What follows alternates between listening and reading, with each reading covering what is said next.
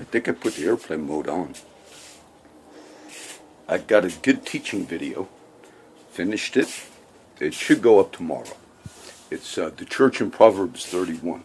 It's already linked in all. It's even that video will be on YouTube. There shall come a star out of Jacob, and his scepter shall rise. And I put Sikam, Corpus Christi Outreach, but Zion, I do that.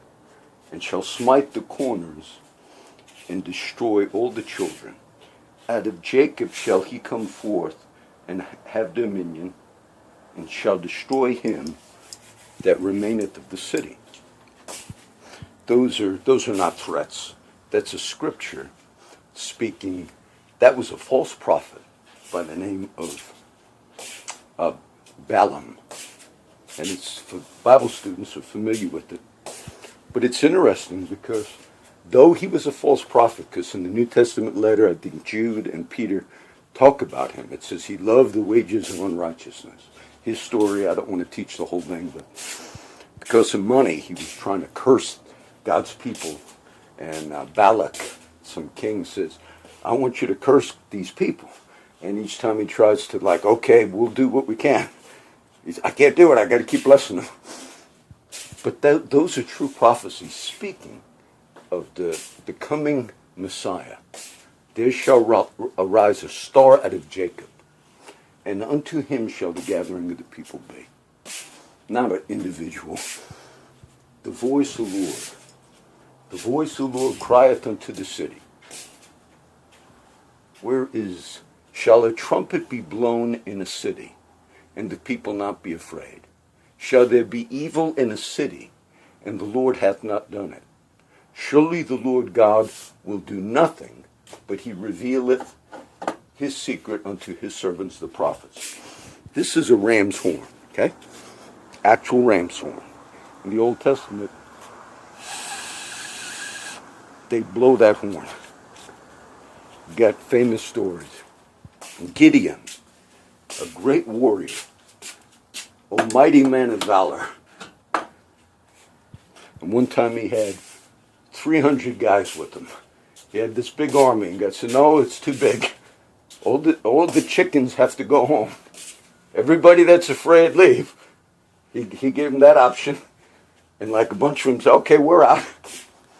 And at the end, there were 300. But there was this other greater army.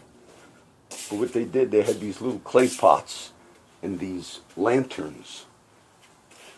And they had, they were making noise. They came upon the enemy camp, broke those pots at night. They saw the lanterns. And the people said, this is like a giant army coming. Because that's the people of God. Let me tell some stories. And I'll upload this. I don't want to go long. Look, I saw there's 9, it says 9 texts. I don't read them. I don't look at the notes and messages. Many years ago, these were coming to my mind, and it led me to talk a little bit more. One of the first people, when I started reaching out to people on the street, as soon as I really got dedicated to God, like in 1985, and I was young, but I said, no, I'm going to reach out to people that are in trouble. And I used to go to the county jail in Clayburgh County and do Bible studies, and I worked at the fire department, which was right there, like a block away. That's how I met a lot of my friends. One of the first friends I met, some of their relatives are still friends on Facebook. One of his brothers, who's a good friend of mine, still living in Bishop, which we were doing the Bible studies with Ellie. My friends from Florida Bluff a few years ago, I started taking them to do Bible studies, and they met some of my other friends, David, Buenteo, and Kingsville. But these were families that had a lot of drug problems. And so I met these guys, and that's how we started the little church. And there were certain families, Ramirez, Buenteo, I was Barrera, and I used to preach to their dads when they were in jail. And then their sons. A lot of times, the drug problems of the fathers, I met the fathers first, but I was really the age of their sons, and then I'd meet the sons later. And this is how we developed our little ministry, working with those brothers. But there was a friend, he came to my mind. His name was B.B., they called him B.B. Ramirez. His name was Rolando Ramirez. I believe, as I was thinking, his older brother, Homer, I think he was living in Robstown doing a mechanic thing, you know. I think that's also the same name, not the same person, of the guy who runs the El Defensor, which is out of Robstown. One of the little article things you see me post. And BB, I remember, BB was probably the most dangerous background history out of all the people I ever worked with. When BB was young, he was a juvenile, and I saw the newspaper articles. But he was picked up by the cops or the patrol, Texas Patrol, one or the other, DPS or somebody. But he was famous because when they picked up BB as maybe 15 or something like that, for whatever thing, he was involved in some crime. But he managed to get the gun. How that happened, but I read the articles. They saved these articles. And he shot through the back seat of that cop car. He shot through the back seat and shot those cops. It's a very serious crime. So he went to the juvenile thing and whatever age until he got out. So he had somewhat of a history. Now my other friends on the street used to say, you know, BB he's very dangerous because of other things. But he was one of the first guys I started working with. And I remember he lived at a little ranch house out in Bishop, where we were doing those Bible studies a few years ago, some of my friends. But back in the 80s, 87, 88, the guys I would work with on the streets, I'd go visit them and I'd pick them up for church. And I remember one day, and they were like, don't go all the way out there. It's like desolate, you know, area, and if there's stuff going on. But there was the house, one of the houses that's still there, but now it's vacant, and my friend lives in the other house. His brother, Ellie, who looks just like BB. And Ellie came to know the Lord through our ministry. He became a Christian through the ministry. The younger brother, because I'm picking up the older brothers. And I remember I visited BB once, and he had that reputation. As a matter of fact, he used to wear like a hat like this sometimes. I'm just thinking of this. So one time I'm visiting BB with this very bad background. And I remember, as I'm just there, he's probably thinking, who is this white guy that's doing this ministry? He's met these people on the street. And then he had this big like machete or military type sword. And as he's walking in the room, it was just a test. But he had that background. And he just pulled it out, not threatening me. And he's just walking around with it, just us alone at the ranch. And I thought, but I have to be in though. If I'm going to do this ministry, working with guys on the streets, I thought I can never have the mindset of I have to try to protect myself from whoever, because that won't work if I'm going to do this ministry. But as he walked around the room with that knife, and everybody was afraid of BB, then he walked behind me, test, I think, just to see, and I just sat there, not scared, but just whatever we were talking about. I was reading whatever he had there, and that was okay. And then I took BB and picked BB up, and then I started working with that whole family, called the Ramirez family. And Rudy, one of the brothers who's in prison, his son, called Little Rudy, look, I baptized them out here by the North Beach or by off Ocean Drive, and we were still in Kingsville in those days, and brought them up. But one day at Firehouse, the guys came back, and there was a lot of gangs, Mexican gang things going on, Mexican family, different names, okay? I'm not talking about disparaging anybody, but there was a famous name, Campos family, and they had a lot of things going on and rivalries back in those days. The guys came back one day, They went to a shooting, a gang shooting, whatever it was, and it was one of those family members, and all the guys were like talking about, oh yeah, it's that guy, the particular one that was involved in that particular shooting. Oh yeah, look out for him, look out for him. And I was mad, not mad, but my friend BB one time beat the hell out of that person they were talking about, saying he's so tough and watch out, and he was involved in some shooting. And I just told him because they were talking. I said, oh, my friend kicked his you-know-what one night, which he did. BB beat the hell out of that one particular guy. And BB died. And I spoke at BB's funeral, which he is buried in Bishop, right where I was doing those visits and later on doing the ministry. And his younger brother, Ellie, still lives there on that property.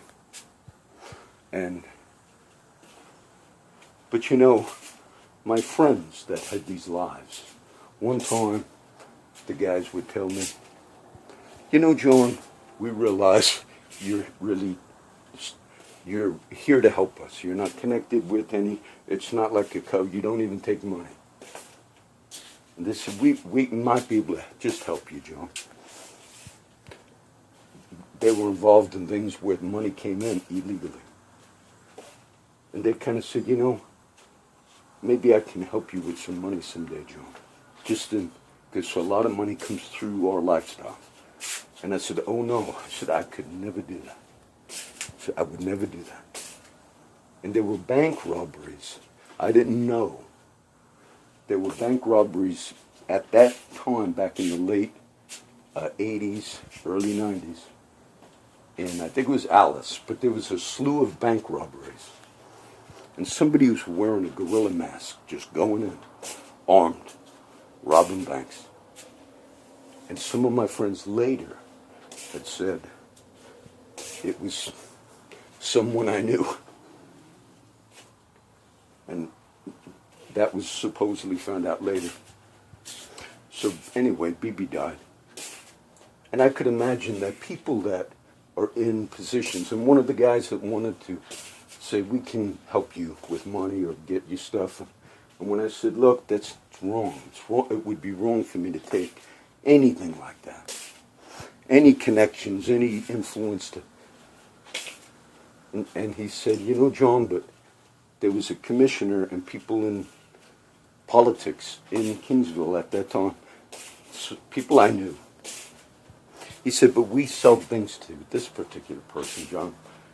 I never verified. Probably was true. Said he had a business. He was commissioner, and they were actually good people. I knew some of those people, and I guess, because they had a particular business, a plumbing business. One of them had, and I knew that particular man, and he was a good man. And one of my friends from New Jersey, Miguel, actually rented a little apartment from him once back in the day, off of Santa Gertrude Street. So they said, look, sometimes we have things, stolen stuff, and, we sell it at a cheap rate to so-and-so. Like saying, oh, it's okay if you take illegal kickback. I said, no, it would be wrong. Not that I'm some great monument of righteousness. I'm saying it would be wrong. Because it would encourage you to keep doing these things. And so I could see how people in authority could justify in their minds,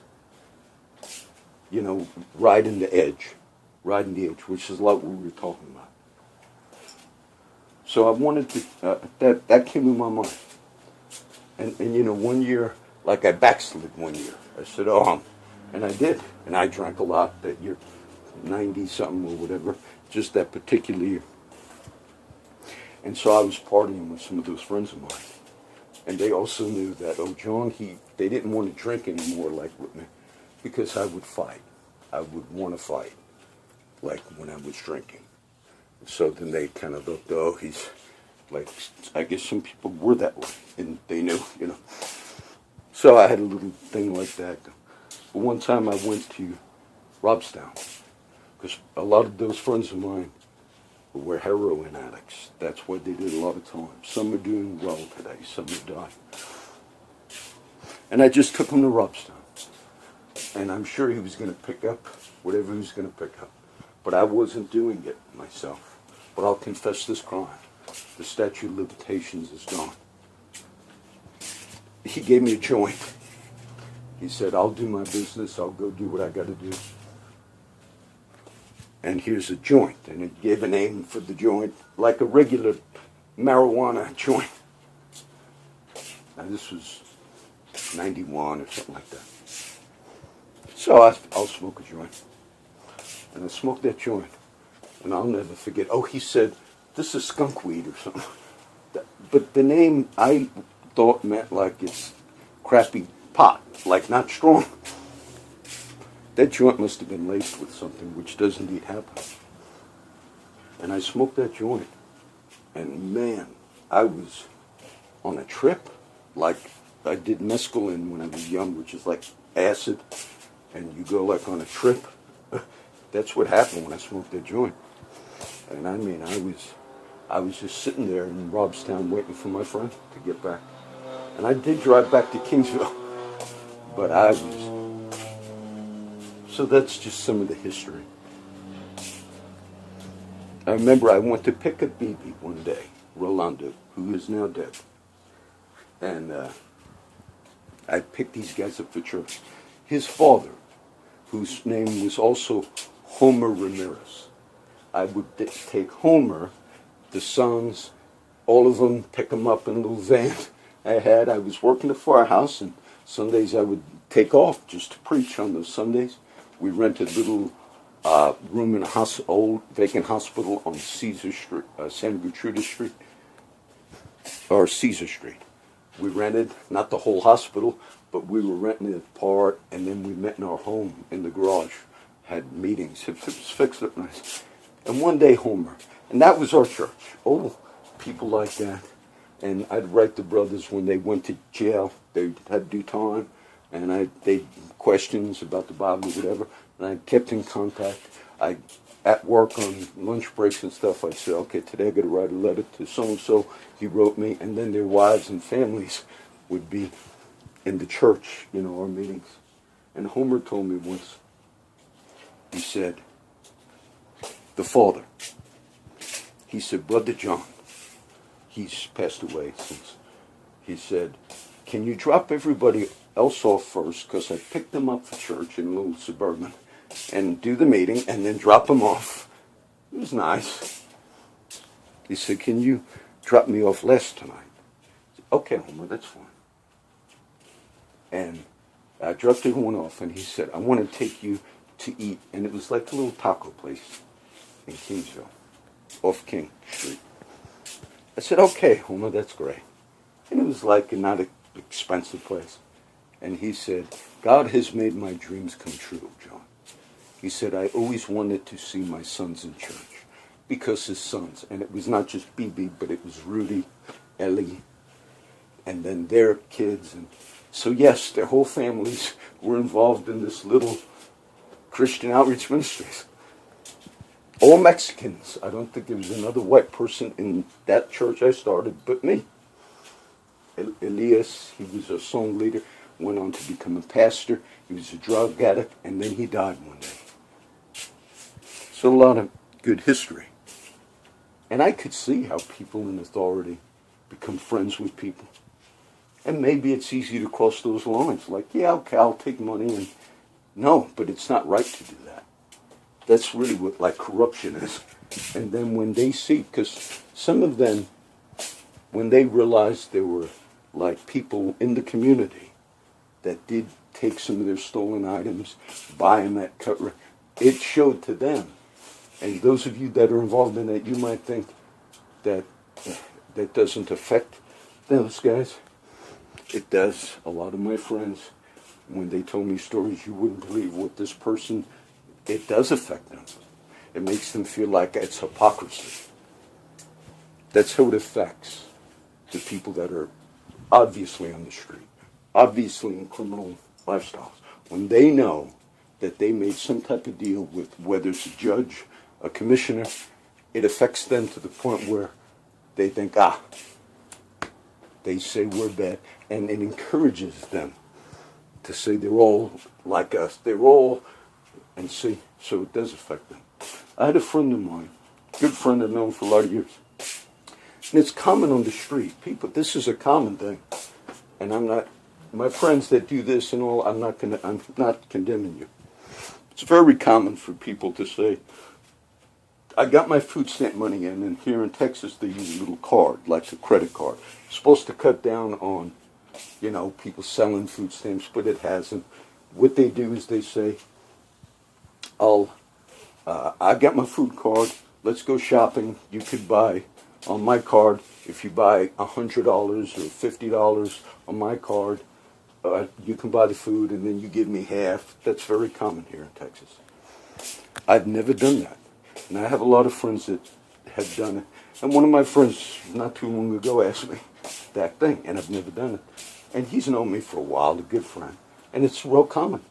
And he said, John, you think you can help me a little? And I wouldn't be able to give you 50 cents on the dollar like twice. But I said to my friend, I said, no. I said, even if I said, I just would never do it. I said, because I don't think it's right. He's known me for a long time. And he just looked at me and said, it's funny. He said, there's another minister person associated, Christian person, and they do it for me all the time, John.